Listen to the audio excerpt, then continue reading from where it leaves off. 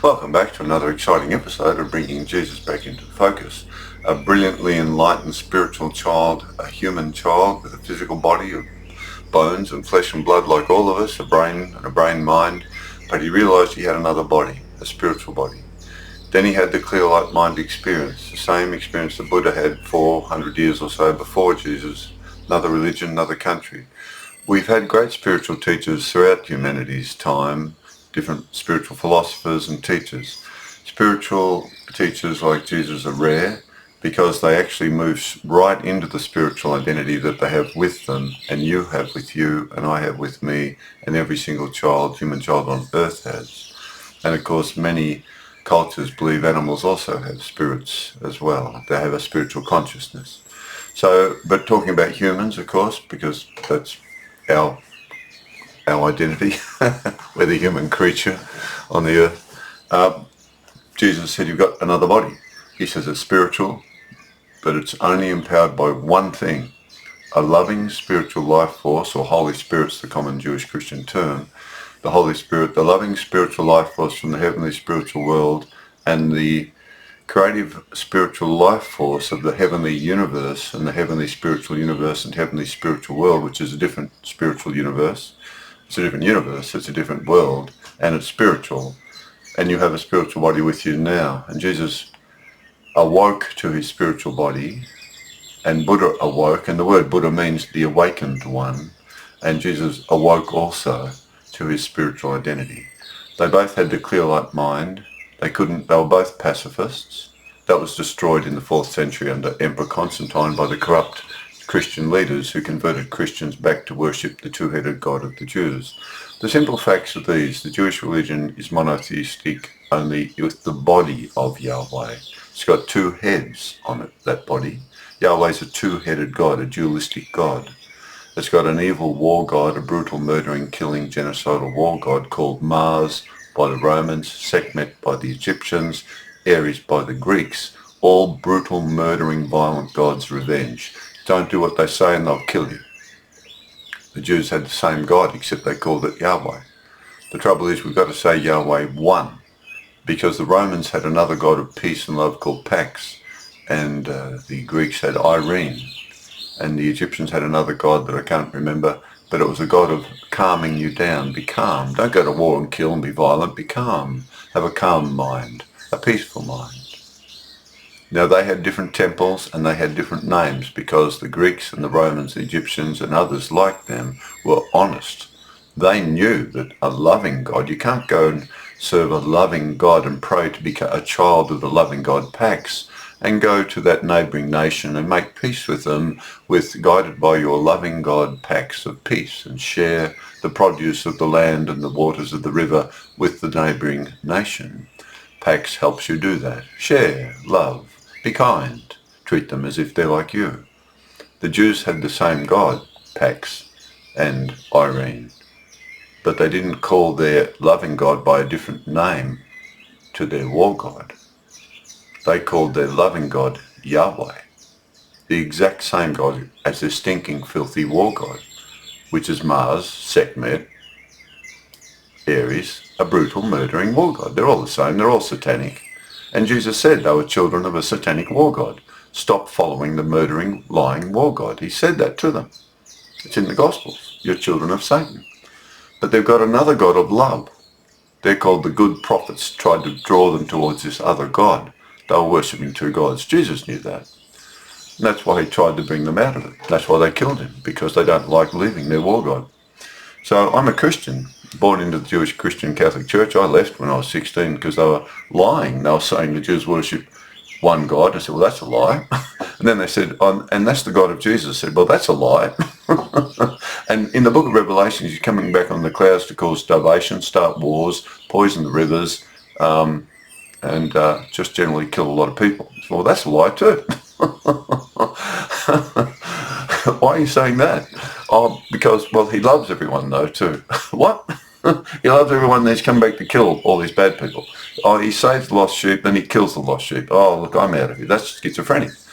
The Jewish religion is completely schizophrenic. The Christian religion's got a powerful, loving aspect of God. because Jesus is there, but they're still hanging on to the Jewish two-headed God. They shouldn't do that. That's wrong. So what I've done is I've tried to help. I've tried to help Jesus and the loving spiritual creator of my life, as if they need my help. But the thing is, they're slandering them. I don't want people to do that anymore. I studied Buddha's teachings, and Jesus were they're the main two spiritual teachers I use in this world, because they were both pacifists, both had a single mind of love, the clear light mind experience, and they taught how to become like them. Jesus wasn't the only child of the loving Yahweh, murdering Yahweh God, the two-headed God of the Jews. He wasn't the only child of this Yahweh God. He was a spiritual child of a loving spiritual creator whose entire consciousness and mind is only love. Heaven's only love. The way to heaven's through only love. You have to become only love. Jesus understood that, and he became at one with it, as Buddha also became at one with heaven, or nirvana. And they both taught we all reap what we sow. Karmic consequences occur. They both taught very, very, very exactly the same things.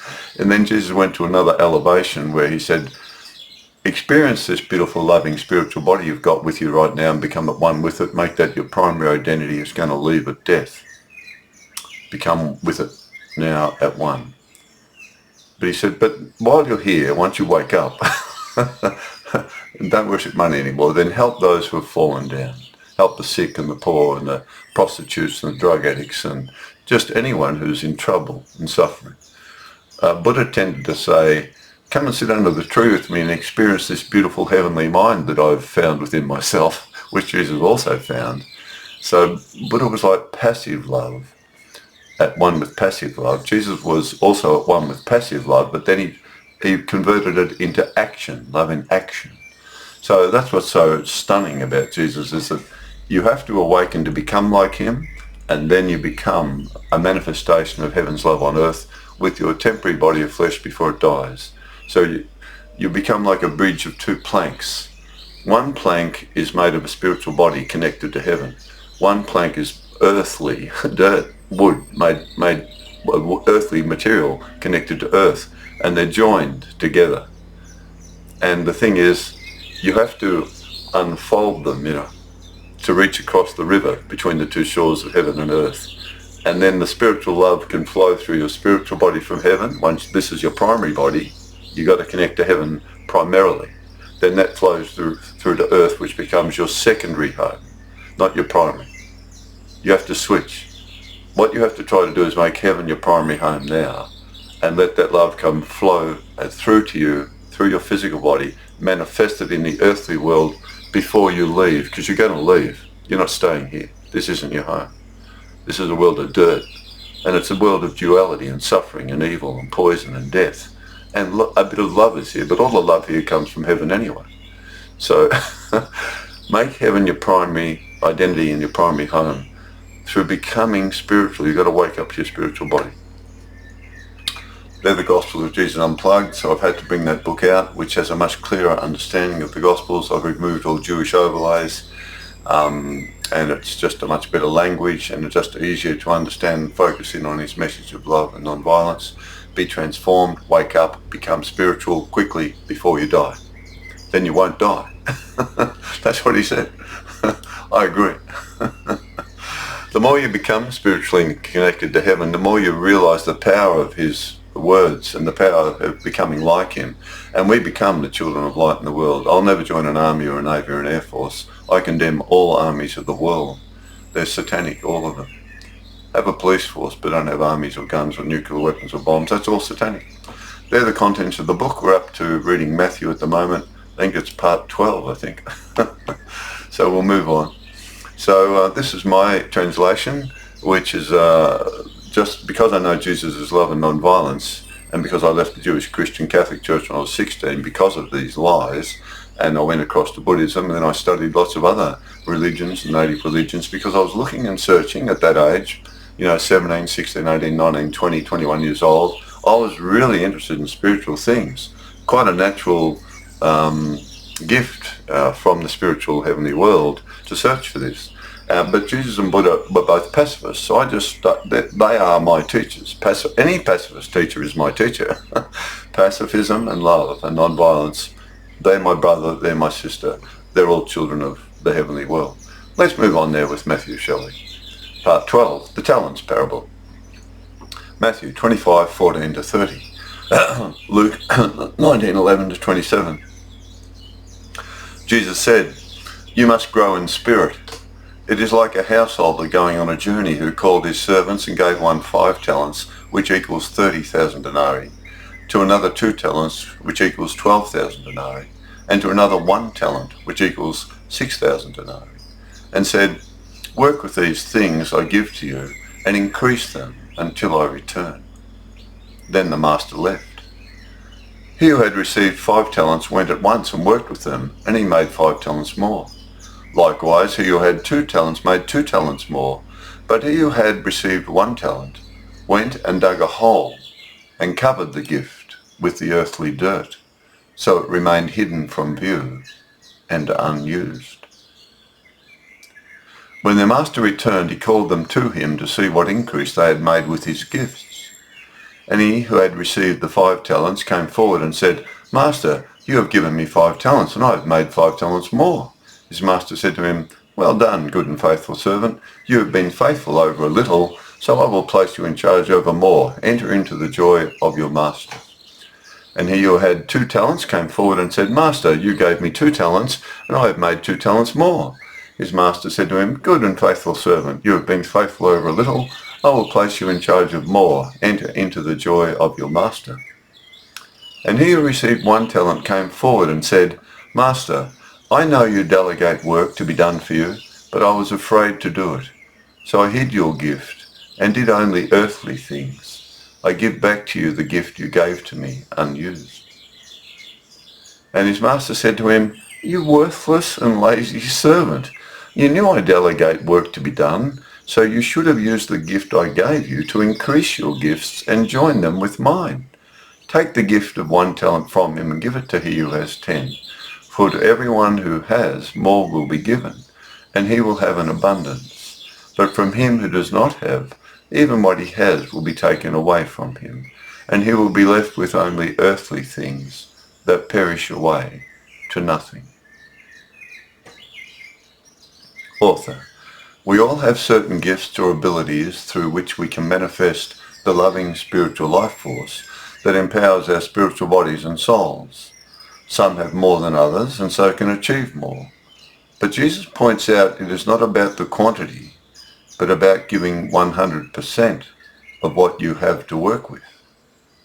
The more love we give, the more love we receive from our loving spiritual Creator, and she receives the love we give to others because they are also her children, as we are. Jesus points out the one who buried their spiritual life and spiritual works under earthly worldly activities received no extra spiritual love, and so lost what little they had.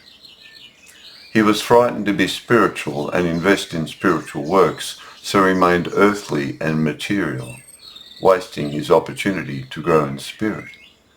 We must increase our spiritual life, build on what we have been given to use, and shine the light of spiritual love while here on earth more brightly, unless what we are born with diminishes and goes out. So we're all born with certain abilities and gifts and characteristics that we can express love through. You can just be a mother, a father, a son, a daughter, a car mechanic, a doctor, some sort of livelihood, a position in society. It's a matter of whatever abilities or talents you have, you can use them to the fullest. Don't be lazy, in other words. And if you have more gifts and talents, then it's really up to you to fulfill that fullness of helping others to the fullness of your ability to help others in a loving way. We don't do it for greed or become powerful or wealthy billionaires. It's none of that garbage. That's all material dirt and rubbish. We do it to bring heaven's love to children and help the world become a more heavenly place, filled with love. Even though it's not heaven, it's a world of dirt and death and suffering. And there's some love here from heaven, but we have to bring as much as we can while we're here to make it a better world, a more loving world, a more caring world, with less suffering, particularly man-made suffering. We can reduce man-made suffering, but we can't reduce the suffering of the biological world because that's its nature, of death and suffering and life and birth, and it's a cycle. And we can't alter that. But heaven doesn't have these cyclic things happening. Birth, life and death. It's eternal. And your spiritual body's eternal. So whatever we have, Jesus is saying, just do 100% with what you've got. Give 100%. Give it all you've got to be spiritual and loving in this world, and you'll be welcomed into the other world. Oh, but I only had 2 little talents. Doesn't matter. You made another 2. You see, he's saying that person made 2 more talents, 100%. The person who had 5 made 5 more, 100%. It's about the percentage of effort. He's talking about the 100%. The guy who had 1 only had to make 1 more, but he couldn't be bothered, or he was frightened to use it. He didn't want to be spiritual. You know, that's a bit dangerous. You know, he buried it in the earth. It's a very telling little detail that Jesus is giving there. He buried his spiritual sort of gift, you might say, to multiply it, increase it, in the dirt, the material world. Money, mammon, you know, riches, wealth, whatever. Earth, dirt. Beautiful, beautiful.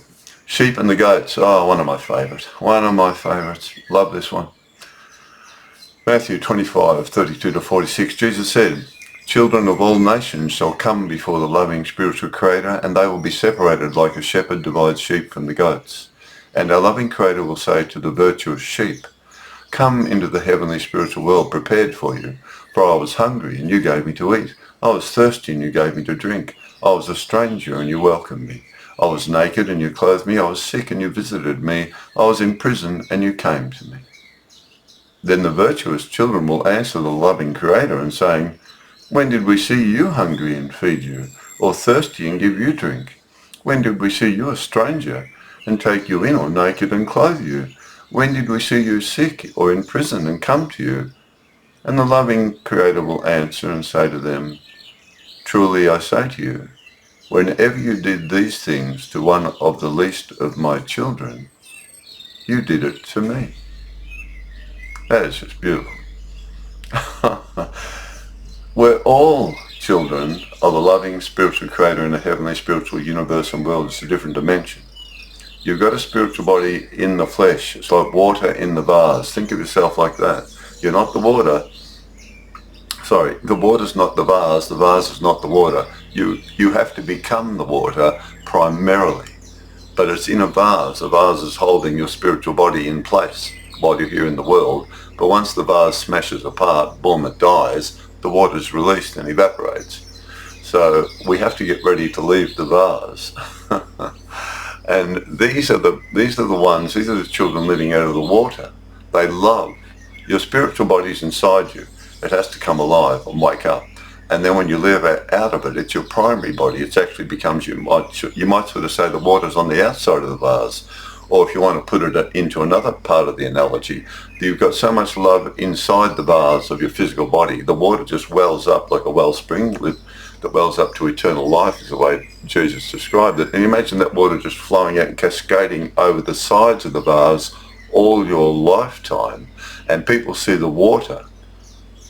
That is to say that they see your spiritual love surrounding your physical body, you might say, and it's emanating from you all the time. The love's emanating. That's like a waterfall cascading from outside our physical bodies, covering our physical bodies with love from our spiritual body, and people just see you as a loving person. It's like the water's on the outside now. There's so much water in you, it's just cascading out. You can't see spiritual love, but you sure can manifest it, and that's what people see. They see your physical body, your words, your face, your expressions, your hand reaching out to help. They see the manifestation of your spiritual body inside you, manifesting through the physical body of flesh before your spiritual body leaves and goes to heaven. So these are the sheep. These are the children living out of the water of the vase, the love in the physical body, in the spiritual body. Beautiful. And we love other children. That's how we love the spiritual creator who created our spiritual body, by loving other children of hers. By loving my other children, you love me, she says.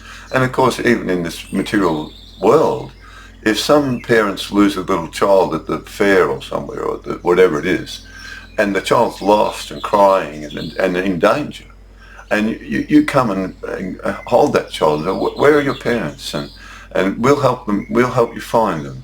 And you protect that child. And then if you find the parents of that child, those parents, they'll give you the earth to finding their child. They'll be beside themselves with fear and worry. And they will really love you for doing that, for caring for their child. That child's not your child, but you protected that child and loved that child that found the parents. And the parents they'll be your friends for life. You've gained friends for life who will do anything for you, saving their lost little child. Well, this is what the loving spiritual creator does for you and me as well. When we help anyone, family of course, friends, neighbours, homeless people on the street, we're helping her children. And she loves all of them as much as she loves you and me. Even the stinking, filthy, satanic children like Putin and the Russian army and Netanyahu and Israeli satanic army, Hamas and their satanic army. Ukraine, Iran, they're all satanic children now. She still loves them all, but they've become false, lying, filthy, stinking, satanic children. She can't help that. They've covered themselves in stink and filth and hell. And when their physical body dies and their spirit leaves covered in stink and filth and death and murder, they will suffer. She can't stop that. She can't stop them choosing to be satanic. She tries to stop them. She wants to stop them. She would love to stop them. And we try to tell them, hey, you're going to hell. Stop that. You're going to suffer. We're going to heaven. You're going to hell. Stop murdering. But of course, all they do is kill us as well. Because we're shining a light of truth on them, so they kill us as well. So they can go on murdering. So they're so lost. And but she loves them. They go to hell for as long as it takes for them to be there. 1,000 years, 2,000 years. Putin, I don't know how many tens of thousands he's killed, so he's going to have to die tens of thousands of times before he has any chance of even getting a start again. Same with Netanyahu and the Israeli army. They've killed about 80,000 Palestinians. Hamas killed 1,200 Israelis, all that sort of stuff. So it's going to be a very, very long time of screaming and yelling and crying and being frightened out of their wits. But if they don't believe in it, it's just going to be one hell of a shock for them, quite literally. Carrying on, so the sheep are the ones who do all the loving and the caring. Beautiful. Now let's talk about these satanic children a bit more. What happens to them? This is a really light version of what they're doing. Then the loving creator will say to the self-serving goats, who are cold-hearted and lacking in the spirit of love, depart from me, for you are not ready to enter the heavenly spiritual world. Travel on with your selfish ways and inner darkness. For when I was hungry, you gave me no food. I was thirsty, and you gave me no drink. I was a stranger, and you did not take me in. Naked, and you did not clothe me. Sick and in prison, and you did not come and help me. Then they will answer, loving Creator, when did we see you hungry or thirsty or a stranger or naked or sick or in prison and did not help you? And the loving Creator will answer them, truly I say to you, whenever you did not do these things to one of the least of my children, you did not do it to me. Now Jesus doesn't mention there, when you put a bullet through my head, you did it to me. I mean, we don't have to put in the really satanic stuff because we know these children are satanic now. They've left their physical sort of identity into the darkness. They've led themselves into filthy, stinking dark. It's hard to stop them, But here, all Jesus is saying here is these children are just selfish, couldn't care about others. He doesn't even mention that they're killing others. And even these children can't enter heaven because they haven't got enough love in them, so they can't enter. These will then leave and experience a painful awakening, exposing them to their selfish ways and false identities they lived out of, which will be like a burning realization for their souls and spirits, so they may be cleansed. It will last as long as it takes for each soul, reaping what you sow, karma. while the virtuous and kind ones who lived out of love will be immediately welcomed into the eternal heavenly spiritual world of our loving spiritual Creator. Peace, joy and love will be all around them and within them in the heavenly spiritual world beyond all suffering forever. Author. Jesus taught the universal spiritual law of reaping as we sow, for with what measure we give to others we shall receive back after death. Jesus and our loving spiritual Creator can never harm us in any way, as their entire being and consciousness is only love. If we end up in a hellish burning realization after passing through our death experience, we have created it for ourselves by lacking in spiritual love and being selfish and causing suffering and harm to others. Buddha taught this exact same spiritual law known as karma. And all Christian charities have been built on this beautiful spiritual teaching of Jesus to help all those in need in whatever way we can. So that's the beautiful thing about Jesus. He gives you this, I was hungry, you fed me, I was thirsty, you gave me to drink, I was naked, you clothed me. Well, look at all the Christian charities in the world that are built on that. I mean, millions have been helped, millions who are destitute and poor and suffering, outcasts. Millions have been helped through his words. They are powerful, and they will help you become spiritual. Serving others is what it's all about, really, loving others. It's nice when love is reciprocated. That's great. But sometimes you just get to serve, and that's fine, because the loving spiritual life force is in you and flowing through you to the other. No ego can interfere with or damage your life, because when you're serving another who's in need, you're more concerned about them than yourself. And you're fine because you're passing the loving life force of heaven through you, and that's the only way your spiritual body can come alive. So you're safe. You're alive. You won't die after your body of flesh dies. You will be alive because your spiritual body is alive, because it's full of love now, before death. That's what Jesus keeps saying. Fill up with love now before you die. You know, those women with the lanterns, the 10 maidens with the extra oil, they had excessive love. So they had plenty to move through the death experience and keep going. Plot to kill Jesus, Matthew 26, 1-5. It was 2 days before the Passover and the Feast of Unleavened Bread, and the chief priests and the scribes were seeking how to arrest him by stealth and kill him. But they said, not during the feast, in case the people become outraged. They were always trying to kill him. Once more people started following him and leaving the two-headed God, Yahweh of the Jews, and coming into the one loving spiritual creator of non-violence and love, the Jewish authorities were really worried, because they worship the war god. They want to go and kill and murder still and do things like that. So that they wouldn't want all the children being pacifists. That'd be like Emperor Constantine wanting all his Roman soldiers to become Christians and be pacifists. He wouldn't have an army. That's why the church leaders were corrupt and allowed Roman soldiers to murder and kill. They turned them into Jews again, Jewish Christians. Woman anoints Jesus. Matthew 26, 6-13. Jesus went to have supper with a Pharisee who invited him named Simon. Sorry. Jesus went to have supper with a Pharisee who invited him, named Simon.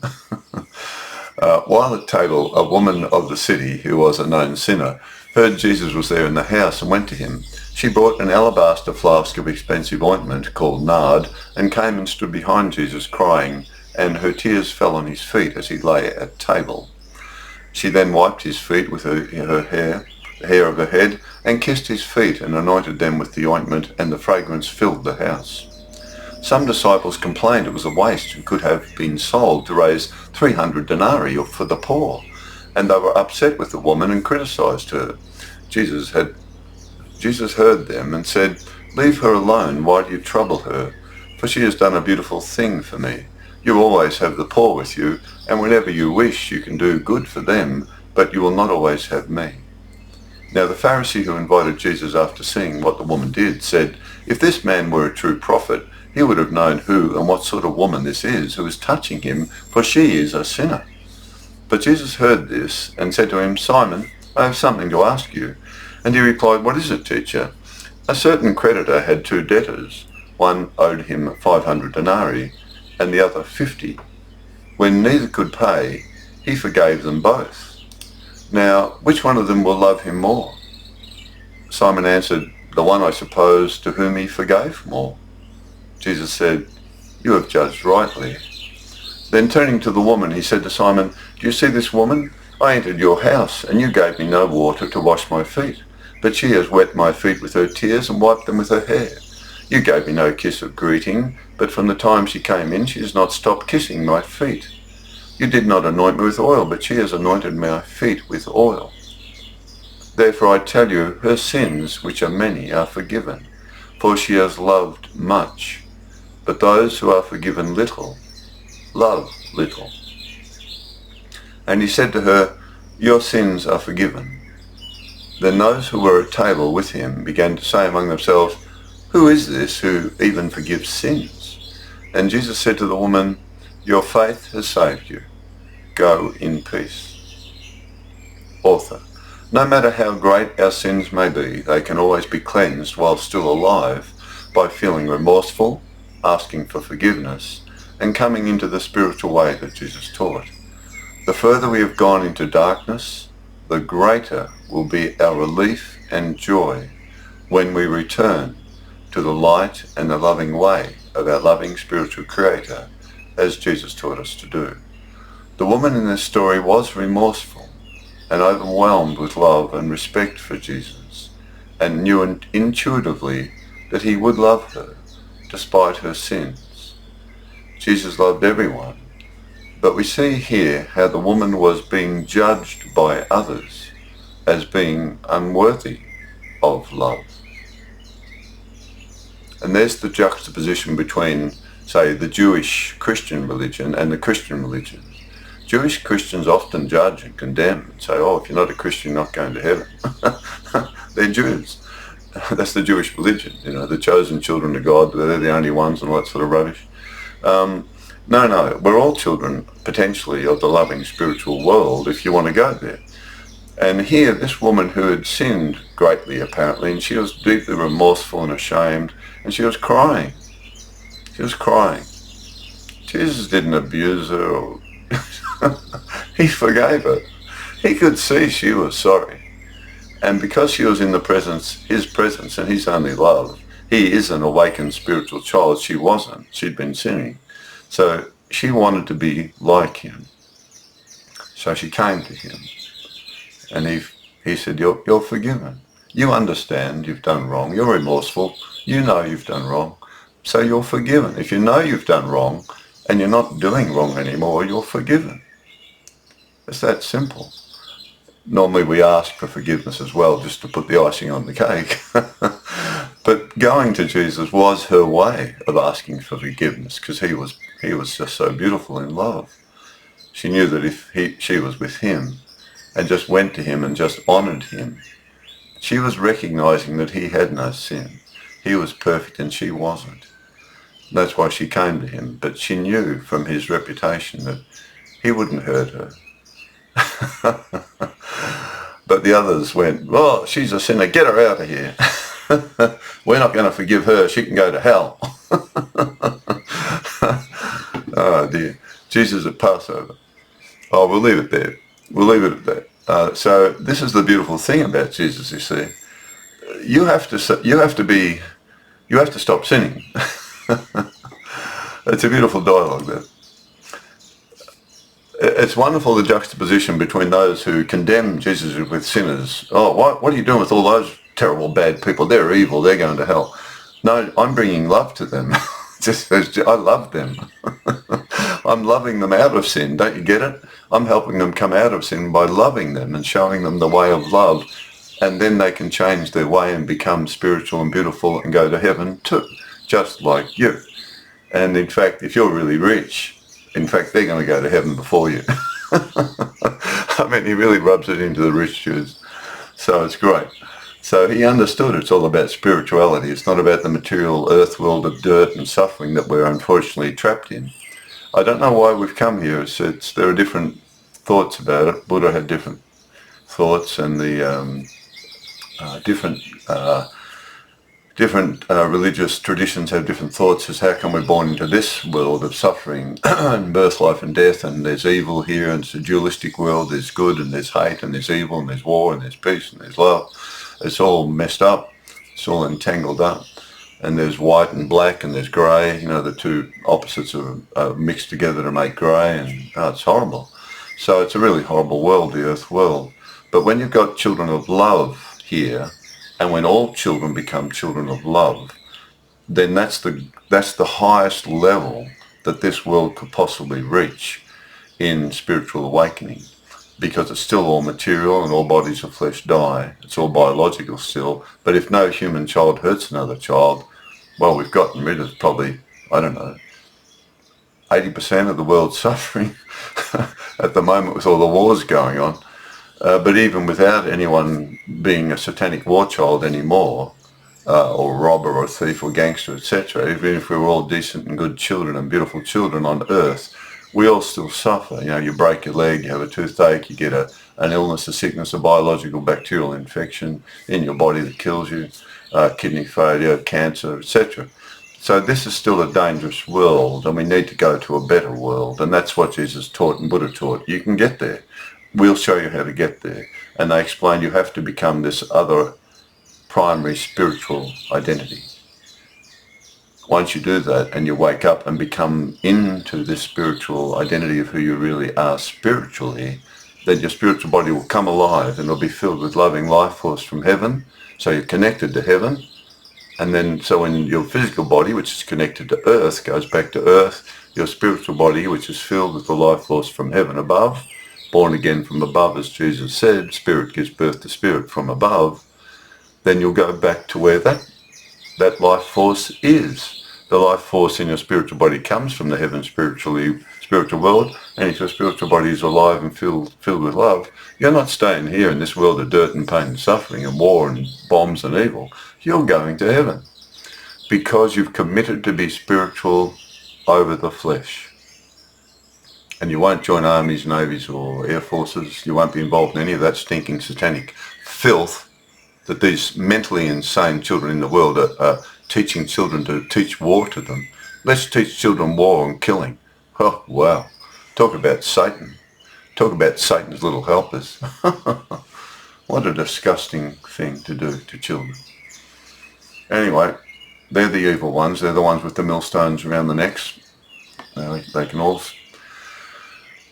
We can only warn them. They're going to suffer after they die. They're going to be in horrific torture because they're murdering and killing other children. What do they think is going to happen to them? They're going to get a birthday cake from the loving Creator, are they, for killing her children? I don't think so. The loving Creator will just give them the experiences that they caused to the other children. That's all. They'll reap what they sowed. That's they're doing. Okay, moving on now. We'll move on to the next exciting part of Matthew. I apologise if I ramble too much, but I just speak from the heart. So I love talking about him, and I probably need to do a better prepare an essay and sort of just read it so it's really succinct and tight and really concise. But then I'd lose the humanness of this. I'm a human child, and someone else will express it differently than me. But if it's coming from the heart, then gee, that person's, they're a different character. But I can see they really believe this, and that's the way they talk about it. That's the way we have to do it. You got to talk about Jesus or whoever it is you're following. That's love and non-violence. They've got to be love and non-violence to be a true spiritual child of heaven. Otherwise, they're dualistic. So anyone who's talking about them, however you express it, it's got to be filled with love for that spiritual teacher and that spiritual way which you yourself are trying to become at one with, and something you really are invigorated by and enjoy, and you wish to share it. But we're not those people who force it on others or condemn others. You're not following my way. You're going to hell. They've just gone crackers, They're dualistic to start with. They've got a confused understanding of whatever it is they're thinking about, and they judge and condemn. therefore, they reap what they sow. So we have to be, do our best to be examples of heaven on earth. There's no violence in heaven. There's no evil there. So that's how I have to be here. So I'm a pacifist Christian. I'm not a Jewish Christian. I just keep saying that. And I wish all Jewish Christians got out of the Jewish religion, cut all ties with the Jewish religion. That's what I say.